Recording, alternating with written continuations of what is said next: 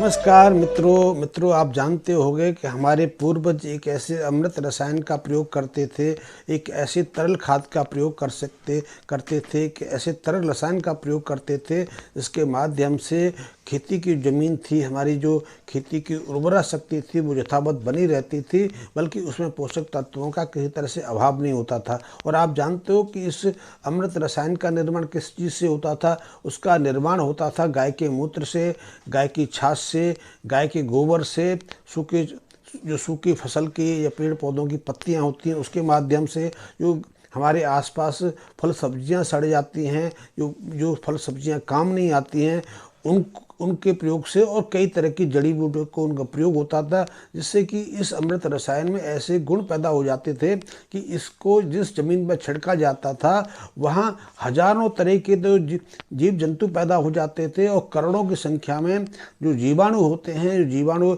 हमारी ज़मीन को उर्वरा शक्ति देते हैं, जो हमारे ज़मीन के अंदर जो एक रासायनिक प्रक्रिया को पैदा करते हैं जिसके माध्यम से हमारी ज़मीन में कई तरह के खनिज तत्व, कई तरह के जो यूरिया और नाइट्रोजन बेस पदार्थ हैं वो पैदा हो जाते हैं और ये बहुत महत्वपूर्ण होते हैं ज़मीन के लिए और ज़मीन के साथ में उसमें पैदा की जाने वाली फसलों के लिए।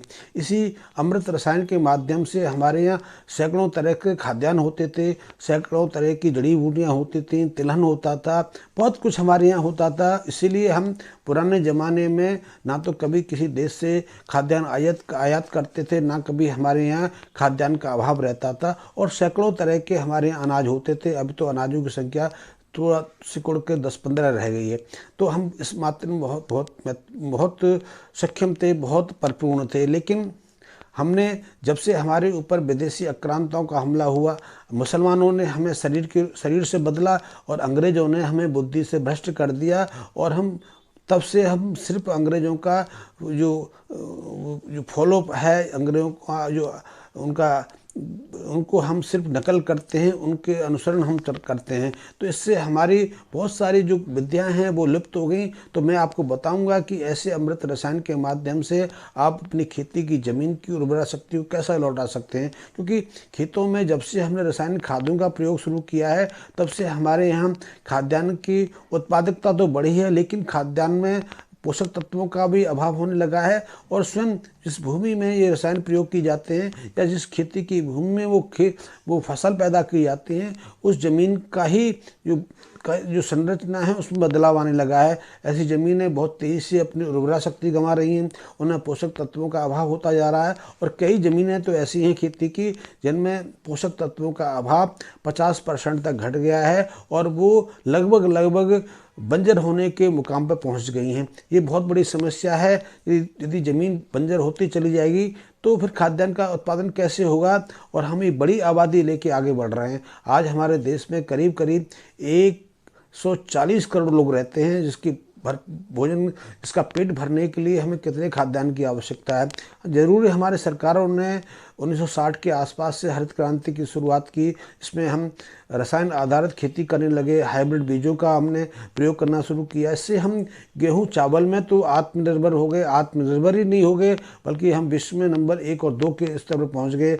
चीनी के मामले में भी हम नंबर 1 और नंबर 2 के आसपास हैं। चीनी के मामले में भी बहुत आगे हैं क्योंकि गन्ना हमारे यहाँ भरपूर मात्रा में होता है, लेकिन कई तरह खाद्यान्न हमारे यहाँ से लुप्ति हो गए, समाप्ति हो गए। और तिलहन के मामले में देखें, दालों के मामले में देखें, हम कई और चीज़ों के मामले में देखें तो हम दूसरों पर आश्रित हैं, क्योंकि हमें बहुत बड़ी मात्रा में तिलहन और दालें बाहर से आयात करनी पड़ती हैं, जिस पर देश का लाखों करोड़ रुपए का खर्चा होता है।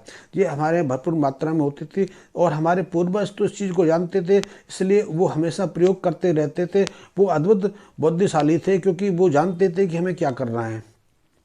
और सबसे बड़ी समस्या है कि हमारे यहाँ खेती की बहुत विशाल ज़मीन है।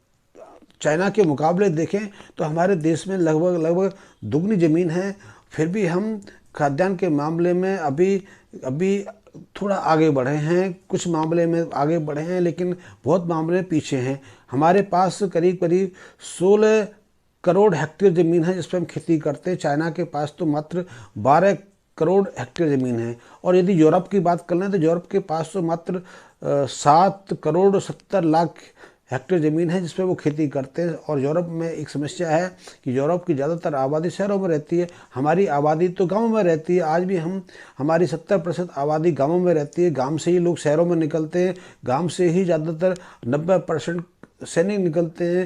पुलिस के जो कर्मचारी हैं वो भी गांवों से आते हैं, सिर्फ शहरों से तो ऑफिसर्स आते हैं। इस बात को ध्यान देने वाली बात है। शिक्षक वहाँ से निकलते हैं और हर तरह के लोग वहाँ निकलते हैं। इसलिए गांवों का खेती का हमारी जो विकास दर है उसमें बहुत महत्वपूर्ण हाथ है।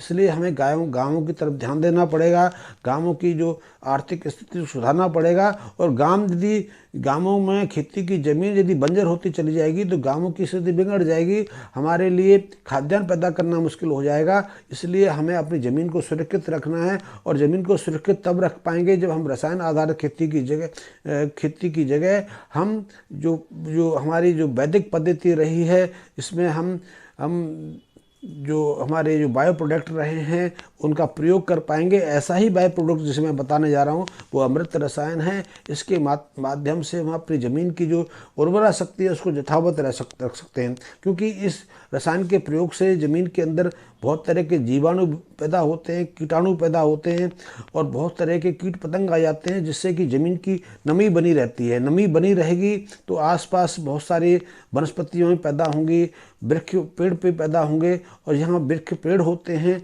वहाँ जो पानी का जो बाष्पीकरण है वो भी बहुत तेज़ गति से होता है। यहाँ बाष्पीकरण होगा, वहाँ बादल बनेंगे, बारिश भी होगी, तो भरपूर मात्रा में बारिश भी होगी, और ज़मीन में जो पानी का लेवल है वो भी ऊपर आएगा, क्योंकि यहाँ पर ऐसी अमृत रसायन का प्रयोग होता है वहाँ पानी का अभाव नहीं रहता। पानी का अभाव रहता है जहाँ रसायन आधारित खेती की जाती है, जहाँ रसायन आधारित पदार्थों का प्रयोग किया जाता है। ये रसायन आधारित पदार्थ पहले खेती में जाते हैं, फसल में जाते हैं, फिर वहाँ शाक सब्जियों में प्रवेश करते हैं, और अंततः वो हमारे शरीर के अंदर भी प्रवेश कर जाते हैं। और हम हमारे शरीर के अंदर नहीं, हमारे आसपास जितने भी जानवर रहते हैं हमारे, चाहे वो घर में रहें चाहे वो बाहर रहें, उनको भी ये प्रभावित करते हैं। इसलिए बीमारियाँ होती हैं। यदि ज़मीन के अंदर पोषक तत्वों की कमी है, खाद्यान्न के अंदर पोषक तत्वों की कमी है, साथ में रसायन भी हैं, जहरीले रसायन भी हमारे अंदर जा रहे हैं, तो बीमार तो होना निश्चित ही है। इसलिए बीमारियां बढ़ रही हैं। बीमारी बढ़ेंगी तो हम जितनी हमारी जमा पूंजी है वो भी हमारे हाथ से डॉक्टर के पास उपचार के रूप में पहुंच जाएगी। और ज़्यादातर दवाइयाँ तो विदेशों से आती हैं, तो विदेशी तो लोग इस मामले में भाग्यशाली हैं, क्योंकि जो कुछ हमारे पास बचेगा उसको भी वो लेके जाएंगे। तो इस सबसे बचना है, तो इसका सबसे महत्वपूर्ण है कि हम खेती में उस अमृत रसायन का प्रयोग करें, खेती की जो उर्वरा शक्ति उसको बना के रखें, बचा के रखें, ये हमारे लिए बहुत महत्वपूर्ण है। और यदि हम ऐसा नहीं करेंगे तो हमें अल्टीमेटली इसकी बहुत बड़ी कीमत चुकानी पड़ेगी। और आप जानते हो कि ज़मीन के अंदर ऐसे अध्ययन भी हुए हैं, ऐसे विश्लेषण भी हुए हैं कि ज़मीन के अंदर कई तरह के पोषक तत्वों की तो 50% तक कमी हो गई है।